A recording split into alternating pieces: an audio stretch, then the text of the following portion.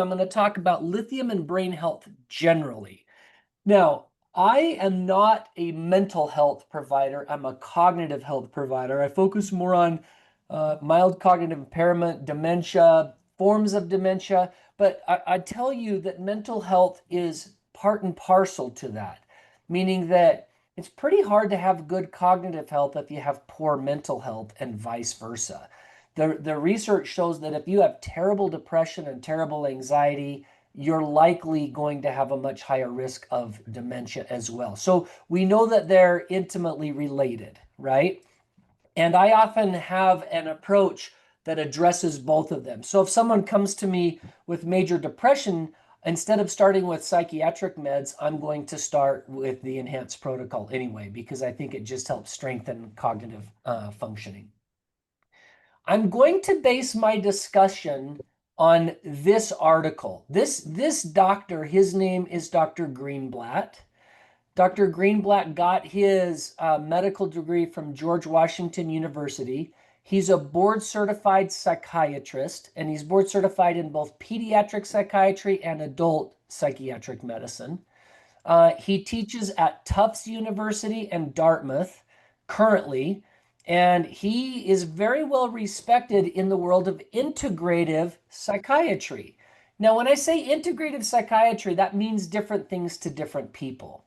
Integrative psychiatry means that Dr. Greenblatt does not pigeonhole himself into treating depression with psychiatric meds. He's much more broad. He is focused on nutritional interventions, just the same way that I'm focused on nutritional interventions for dementia.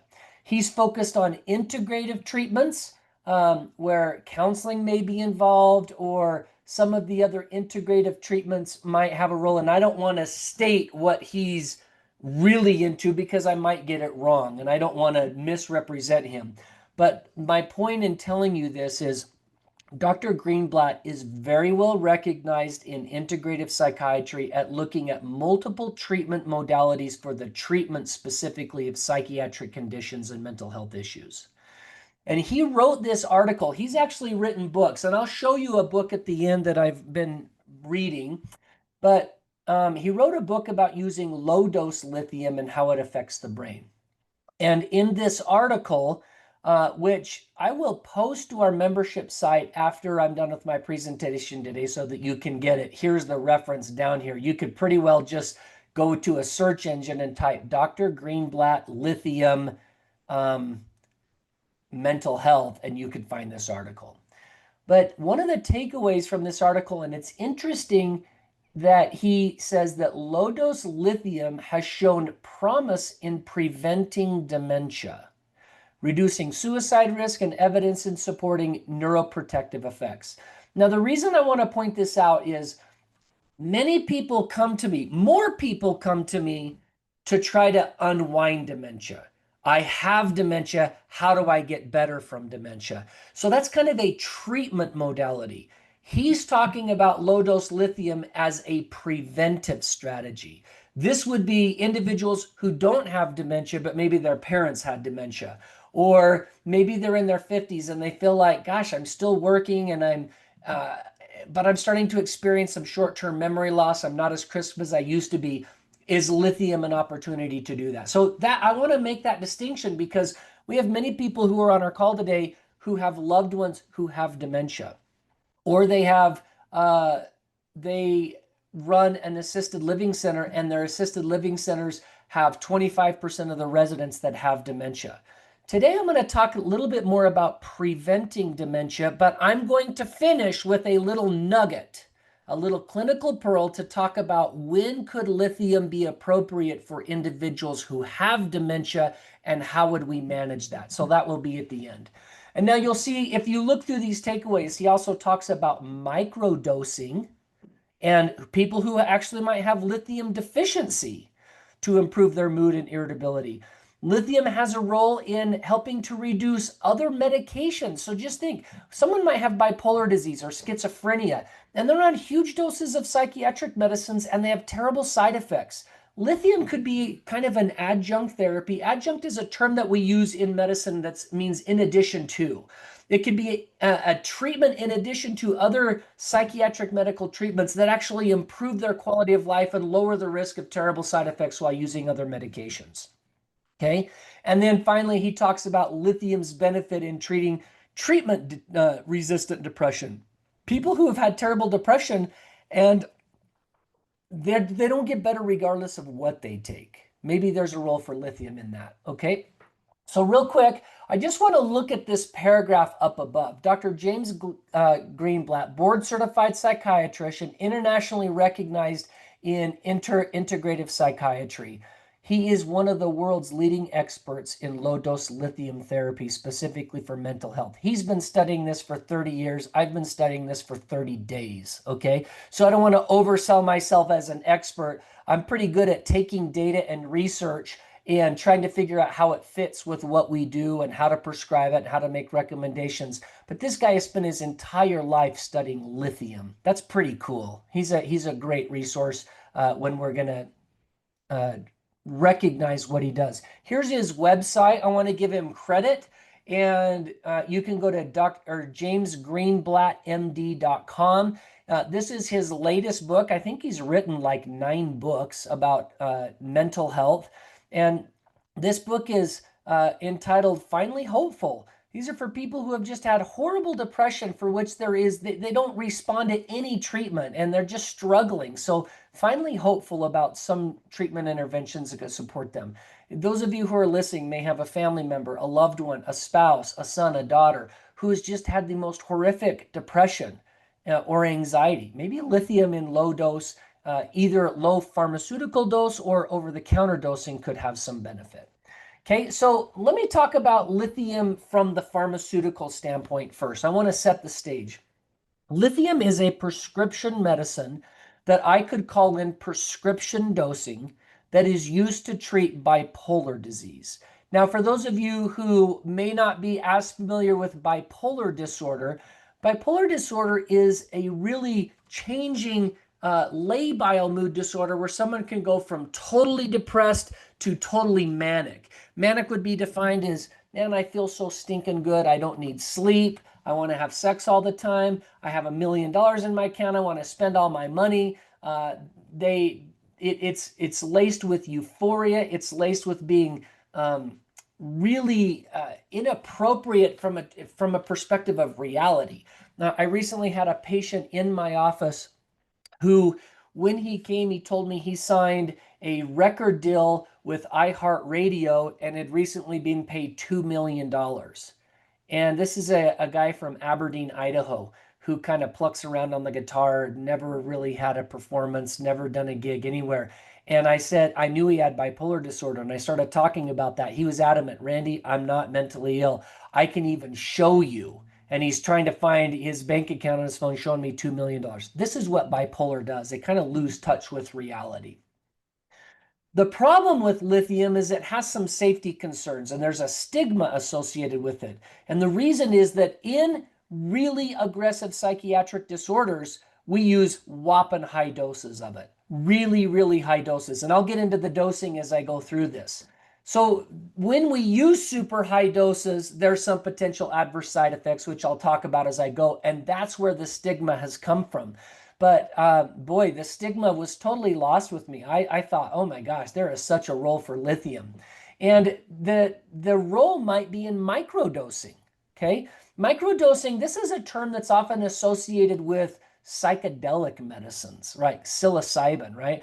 People who have bad mental health, a lot of anxiety, PTSD, there's a growing body of research that says, hey, we can give them psilocybin in microdosing and it completely changes them, right? So as I talk about lithium, I want you to know there's pharmaceutical dosing, and the pharmaceutical dosing is really for severe bipolar disease, psychosis, mania, and so forth. But there's really this undercurrent of micronutrient dosing, and micronutrient dosing can be used for irritability, anger, addiction recovery, let's say alcoholics or people who have used recreational substances, and now they can't get out from under the cloud of addiction. So low dose lithium can be used there. Many people use it for mental clarity, maybe low-grade depression and mood disorder, and even for preventing dementia, as Dr. Greenblatt talks about. So I'm going to talk about both of these, both the pharmaceutical and the micronutrient dosing, as we go. I want you to think of lithium similar to you might think of magnesium. So if you look at the pill bottle up here, I just changed the name from lithium to magnesium. And our group knows that there's pharmaceutical dosing of magnesium, right? People who have a heart attack, if I get chest pain and I'm having a heart attack and go to the hospital, they will hook me up with an IV and give me a whopping dose of magnesium right there, and it will slow down and alter the course of my heart attack. Women who go into preterm labor and the uterus is spasming and we want the uterus to relax, we hook them up to magnesium IV and totally calm the uterus. We can stop preterm labor with pharmaceutical dosing of magnesium. If you have terrible constipation, you can go to the drugstore and buy magnesium citrate. It's like this little teeny soda pop, and it's just a form of magnesium that's not absorbed very well. You can drink this, and a horribly constipated person can poop because of its benefits when we use pharmaceutical dosing, okay? But there's also micronutrient dosing of magnesium. These are for people who have insomnia. They may not sleep well because they can't relax at night. They've got a lot of muscle tension or they feel terrible anxiety. I've had hundreds of patients that say, I take magnesium because it really calms my anxiety. That's kind of the difference. And there's a very similar analogy between lithium and magnesium, between a pharmaceutical level dose and a micronutrient level dosing as well. You can get lithium over the counter. You don't have to have a prescription for it, but it comes in micronutrient dosing, okay? Lithium is argued in the world to be a mineral. Now, not everyone agrees with this, right? A mineral is defined as a solid inorganic substance that has natural occurrence. Well, lithium has natural occurrence all around in the universe. And so many people say it's a mineral, but not everyone agrees with that. Let me show you the periodic table. I'm not going to wax all academic on you and jump into chemistry, but if you look at this right here, look up in the upper left-hand corner. Lithium is the third element on the periodic table. And if you follow my cursor over here, number 5, boron, oftentimes that's used in osteoporosis. Then we have carbon. Well, all life is basically a carbon molecule. And then there's nitrogen and there's oxygen, fluorine, neon. We don't use very much. Right below lithium is sodium. Lithium is very much like sodium. It's a salt, right? It occurs naturally as a salt. And then there's magnesium right below that. So it doesn't, my point of sharing this with you is lithium doesn't have to have some woo-woo psychiatric connotation. It's naturally occurring in our environment and it's used all over the place. Most of the time we think about it used in lithium-ion batteries, but it is used in mental health quite a bit as well. So I want to go through some studies with you. This presentation will be a little bit more about what does the research say. Now look at the top the top paragraph. It says, while not generally accepted as a nutrient, some authors make this strong argument based on animal research that lithium may fit the definition of a mineral. Okay, this can help explain why microdosing of lithium may be helpful, just like I gave you the analogy of magnesium, right? It might be just like magnesium in the mineral sense. There is a graph, and I had to make this graph smaller so it's a little bit blurry, but later on I've made it much bigger so that you can see it. I want to show you the research. I admit that I was not familiar with this research prior to doing this deep dive. So I learned a lot from this. This is really exciting. This research done by Nunez et al., it was published in 2013, was a double-blind, placebo-controlled study using lithium for 15 months. Double-blind, that means neither the patient nor the doctor knew who was getting lithium and who was getting a placebo. There was 113 patients that received lithium 300 milligrams a day. For those of you who are not aware, that's actually considered pretty low dose. It's still a prescription strength, but it's a low dose of lithium. And the mini mental status exam stabilized at 20 out of 30. Here's what that means. These people were diagnosed with Alzheimer's disease. They had the disease. And their mini mental, which is kind of the equivalent of a MOCA test, was 20 out of 30. That's kind of moderate Alzheimer's disease. The placebo group that did not receive lithium after 15 months declined down to 14 out of 30, whereas the group treated with lithium maintained at 20 out of 30. So this lithium intervention absolutely slowed the decline of Alzheimer's disease. People retained what they had. They maintained over time. They didn't get better. They didn't gain ground so that they gained improvements in their mini mental, but they didn't decline like the placebo group. Okay. The next one, this clinical trial was a double-blind placebo controlled for 12 months. Now remember, the patient didn't know and the doctor didn't know. Everyone's blinded. They're just giving sugar pills and lithium and no one knew who was getting what. 45 patients with mild cognitive impairment, and they received somewhere between 150 and 600 milligrams of lithium. So the other study I just showed you was 300. This one was a little bit lower to a little bit higher. And overall, these subjects improved in their cognition and their ability to pay attention, to stay focused. Pretty interesting. That's 12 months, or that's a full year, okay? Here's the next one.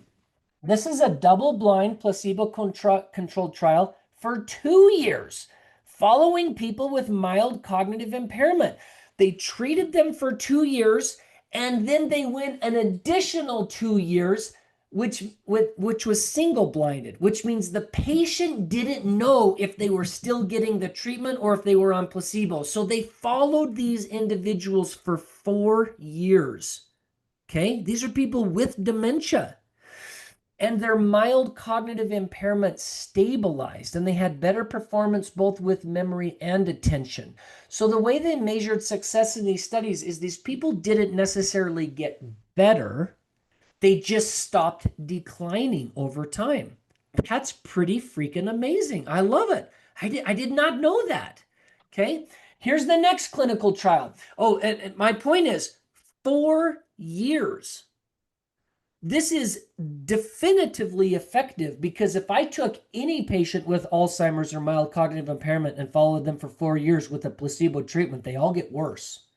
This is probably one of the more impressive studies to me. This is remarkable for the length of time that they used and the dosing of lithium that was used. Here's the next one. This was single-blinded, meaning that the patients didn't know they were getting treatment. They knew they were in a study, but they didn't know what they were getting or what treatment, whether it was placebo or not. The doctors knew.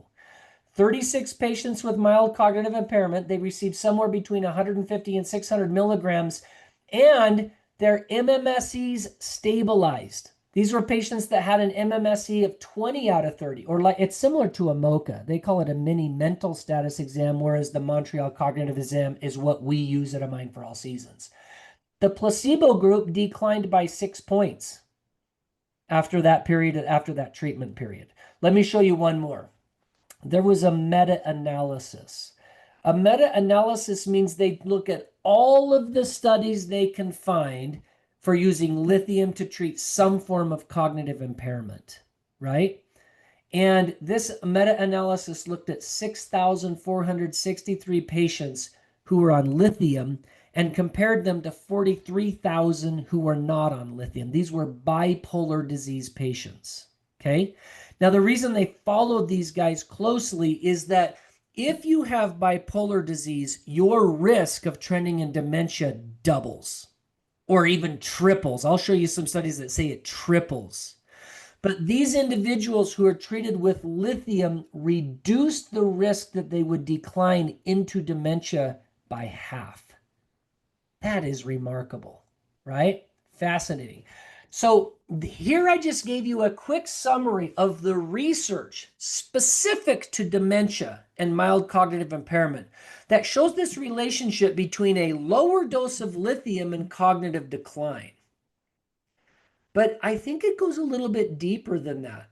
What about using low-dose lithium and other mental health disorders? Well, now I've made this bigger so you can see.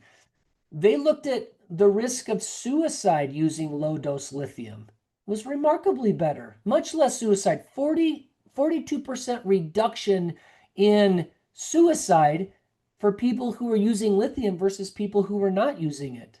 Right? What a sobering statistic.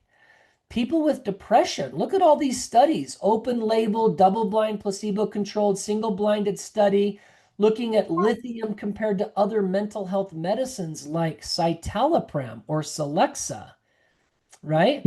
And significant improvement. How about substance use disorders? I'm not going to go through all of these because my whole focus isn't just depression or suicide or substance use, but I want you to know that this research really became solidified in the benefit and the potential of having a low dose lithium on board when there is some form of neurological issue or mental health related issue. And if you wanted the actual studies so that you could see them, these are the studies I just went through and referenced so that you could look them up, right? And if you click on this link down below on Psychiatric Times, you can actually get the studies. They link directly to the study. It's remarkable. You can go read these yourself. It's pretty fascinating. So I want to talk about the lessons that have been learned by using lithium to treat bipolar disorder. Okay. Bipolar disorder is a well-known precursor to dementia. And one analysis in 2020 found that a diagnosis of bipolar disease actually tripled your risk of dementia.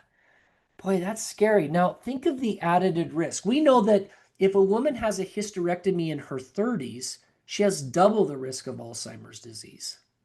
Now, if she has a little bit of mental health bipolar disease and she has a hysterectomy, that's a 5 times increased risk of Alzheimer's. That's mind-blowing to me. Okay, there's the study right there. We could click on that link and it takes us directly to the study. In 2011, a trial of low-dose lithium for cognitive decline showed after 12 months that lithium actually decreased phosphorylated tau protein. Now, phosphorylated tau protein is developed the same way that amyloid protein is developed. Amyloid is one of the precursors of Alzheimer's disease. There's a copy of that clinical trial as well. Okay. Another lesson that was learned is lithium improves memory and attention span, and it helps to increase the clearance of amyloid plaque. Oh my gosh, that's fascinating. Now, I had another experience this week as I was preparing this message that I want to share with you. There's a new drug that was released a couple of years ago called Leqembi.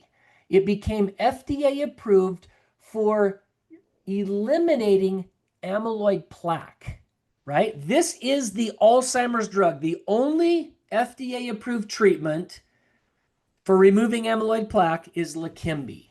Okay. Now, it's fascinating to me that if you take Leqembi, I want to show you what they say on their website. Here's important safety information. Leqembi can cause serious side effects like amyloid-related imaging abnormalities. What does that mean? Well, let me show you what it means. This medicine has to be given IV, and it can create a temporary swelling in the brain. Well, that doesn't sound very good. They call that ARIA. They call it ARIA because we don't see it with anything else other than when we give this medicine. We don't really know what drives that. About 25% of the patients get a brain bleed. And so this medicine lowers amyloid beta, but your risk of a brain bleed or a hemorrhage is high enough. You have to get an MRI every single quarter as we slowly raise the dose. And then it has the potential to all these side effects, right? Well, I don't want that. I got an email this week, and I'm going to show you this email. I got rid of the patient's or the family member's name. Sorry, my camera keeps falling off. This is the email that was sent to me. Hey, morning. I'm wondering if you can help me out with some information. My mom, who is one of our patients, is progressing with dementia. And we're wondering if we should have her looked at by a doctor to see if she has amyloid in her brain. We have a friend who's taking the new drug for Alzheimer's, and his drug treatment is in Seattle. He has to go to Seattle for treatment because there wasn't someone in their area. They were educating us about us, and they're encouraged They encouraged us to get her tested to see if she could receive this drug because they do better sooner than later if they actually have Alzheimer's. I would love your professional opinion and to know if you're able to order those scans or if we have to go somewhere else. What would you recommend? So look at the date of that. That was Monday, the 13th of October. I just barely got this week. And I thought it was so interesting because I was preparing this message about lithium. And interestingly enough, I responded to her. And of course, I said, I don't ever prescribe that drug. It has to be administered IV. People have to get an MRI before and after the first infusion. Then they have to get an MRI every single quarter. The drug is often not covered by insurance, and it costs $100,000 annually to get this drug, right? Mm. So I was like, no, I don't recommend it. But if you want to go somewhere to get it, I'm okay with that. And I said, hey, it's been a while since your mom did some lab work. And the last conversation you and I had, she was doing really good. You said, hey, thank you. She's doing amazing. What am I missing? And she emailed me back and she says, oh, sorry, you probably didn't know. My mom was in a bike accident. And I thought, oh my gosh, okay, this is where things get missed. This patient's had a change in condition, probably bumped her head, and this is probably why she's not doing very well. But the family maybe didn't put those two things together, and they were asking me about Leqembi, this particular drug. And so as I'm putting this presentation together, I'm thinking, okay, it's so fascinating. I just have been reading that lithium has a very similar mechanism of action because it lowers amyloid beta over time. Well, that's the same thing that this prescription medicine called Leqembi does that requires IV therapy, MRIs, and has a risk of brain bleeds and brain swelling and all of those other challenges. So we could potentially get a very similar, I don't want to say the same because I don't have any comparison. They haven't compared those two, but the mechanism of action is proposed to be very similar. Lower amyloid beta plaque over time. Maybe we could get that with a low dose of lithium that costs, if you got a prescription for it, it would cost $5 or $10 for 90 days or an over-the-counter supplement for 15 bucks. I tell you which one I'd pick all day of the week. Okay. Here's another one. One of the most recent meta-analyses. Meta-analysis means they take multiple studies and they look at what's the aggregate benefit from those studies. Individuals with bipolar disease found that pharmaceutical-based lithium reduced dementia by 50%. And a separate meta-analysis of both preclinical and clinical research shows that lithium has neuroprotective benefits and positive results in Alzheimer's disease. So Dr. Greenblatt here says, hey, when we consider the challenges of a population that's getting older and older and living longer, lithium is a very cost-effective alternative and an augmentation strategy to help to prevent dementia long-term.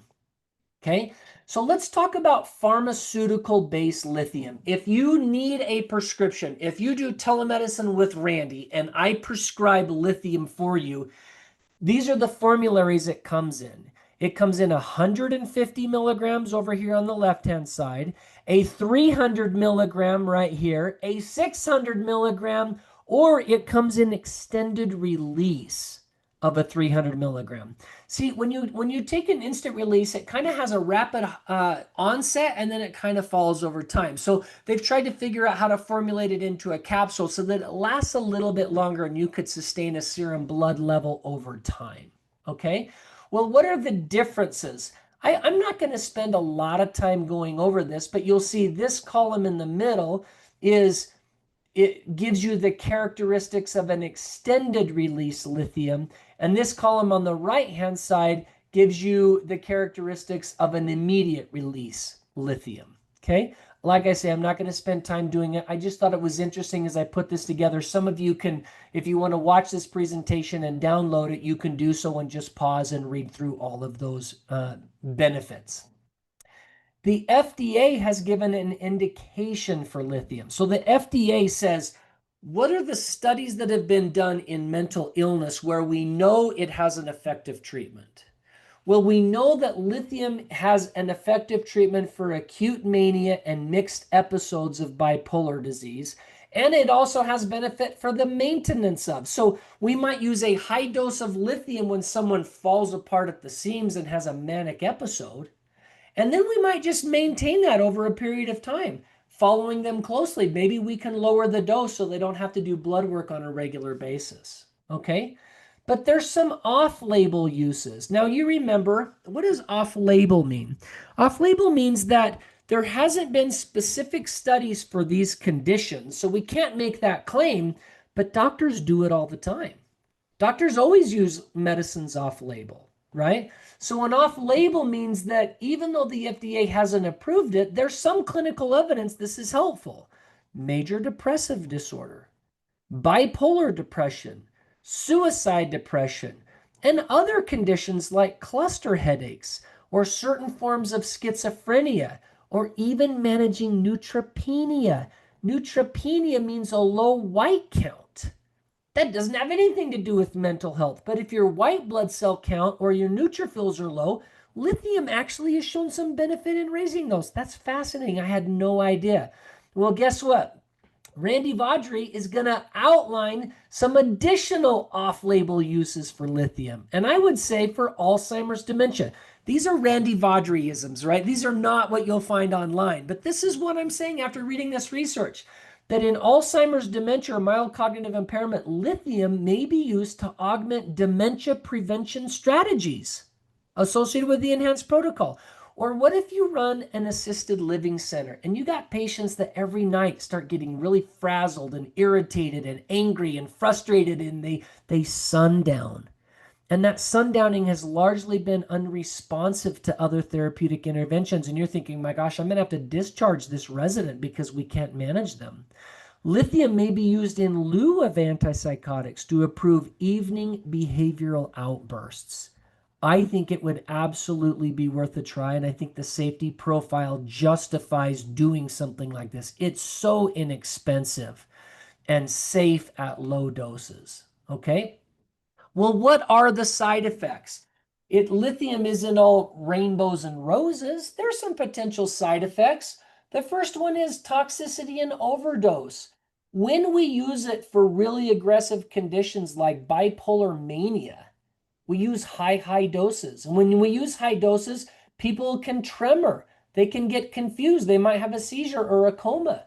Well, guess what? Don't use those high doses when we're using them for Alzheimer's prevention. We just use much lower doses, and this would not be a risk. If you use it really high doses for long term, you'll get kidney problems. We know that. It's a salt. We have to be careful with that. If you use really high doses for long periods of time, you can get lethargy, fatigue, weakness, cognitive impairment, and tremors. You can get toxic and lose your speech or act like you're drunk and have slurred speech or confusion or coordination issues. You can have hormone problems. It can screw up your thyroid gland, cause hypo or hyperthyroid. You can get cardiovascular events with irregular heartbeat. You would never want to take this if you were pregnant, especially in high doses. That could create a problem. And you might also have serotonin syndrome, which means that it would negatively interact with other potential mental health medicines that you're taking. That is when it's used in high doses. So we can significantly lower the risk of those problems when we use lithium in less than about 350 to 400 milligrams a day. In fact, there's a fair amount of research that says that dose of lithium, you don't even have to do serum levels. If I'm taking care of someone with bipolar and I start 900 milligrams a day, you better believe I'm checking lithium levels and kidney function and thyroid function within 2 weeks or a month, and then maybe quarterly thereafter. But if we use doses of 150, 300 milligrams, you don't even have to check serum levels because the risk of those problems is so low, it's negligible. Okay? And you still could if you wanted, but you don't have to. That's not the risk profile. So I've been developing a protocol for assisted living centers, for senior living. And as I teach this protocol to owners of assisted living centers, I have little mini classes that I teach about medical history or optimizing hormones or metabolic health. After the research that I've done, I've added lithium to two parts of my senior living protocol. Number one is a nutrient support. Well, you guys all know I recommend vitamin B1 and folic acid and B12. I'm a huge fan of omega-3s and vitamin D and vitamin E. These are fat-soluble vitamins. I love selenium as a nutrient metal. I love magnesium as a nutrient metal. And I'm now adding lithium as a nutrient metal that can help slow the decline and strengthen the outcomes for our seniors. Also on nutrient challenges, what if you had a senior that was having a meltdown at night? We call that sundowning. Then I think there's room to do lithium in higher doses than you can get in over the counter, where the prescriber actually says, let's start 300 milligrams or 600 milligrams. Maybe in those cases, we would need to do some lab work. But the benefit that underpins that is that maybe that resident settles down.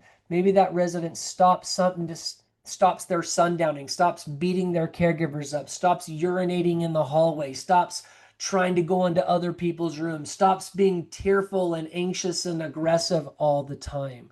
So the difference between nutrient support here is low dose daily treatment. Nutrient challenges over here are when we use pharmaceutical based dosing, really high dosing to try to optimize some form of treatment for that resident. And you can see this picture here. I had my wife just take a dumb little picture. This is what you post on social media, right? This kind of nonsense of me reading about nutritional lithium and James Greenblatt's summary. So I'm now going to start making this recommendation and feather it into my protocol for senior living centers. Okay. I want to finish with the academic studies today and say there was a really interesting article that came out of Denmark. And look at this article. The association of lithium in drinking water and incidence of dementia. This is really fascinating. This is in the Journal of the American Medical Association psychiatric volume. And it says, in this Danish nationwide population-based study, they look at 73,000 patients with dementia against a population of 700,000, so 1/10 of the individuals. And they looked at the level of lithium exposure in their water. Because apparently in Denmark, there are natural springs that are high in lithium and other natural springs that are not. And so they looked at a population based of where they lived, and they came up with this correlation. It's not cause and effect, but it at least stimulates the thinking process. That exposure to higher long-term lithium levels in drinking water may be associated with lower incidence of dementia. Now, I share that just because that's exactly what James Greenblatt talks about in his book, Low Dose Lithium, and it's what the research and meta-analysis that I've shared with you today are. So maybe the invitation today is go buy some San Pellegrino sparkling water, because one article I read about that many years ago is that one reason everyone likes San Pellegrino sparkling water is it has about 4 milligrams of elemental lithium. And I thought, oh, maybe that's why people get snotty about their San Pellegrino.